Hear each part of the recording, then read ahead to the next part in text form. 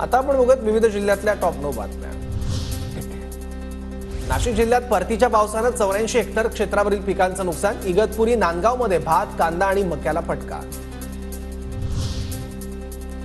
तुळजापूर तीर्थक्षेत्राचा 1999 कोटी रुपयांचा अंतिम विकास आराखडा मंजुरीसाठी सादर। पुढील 10 दिवसात मुख्यमंत्र्यांच्या अध्यक्षतेखालील उच्चाधिकार समिती मान्यता देण्याची शक्यता। परंड्यातील सीना कोळगाव धरण 100% भरणं। माजी आमदार राहुल मोटेंकडून जलपूजन।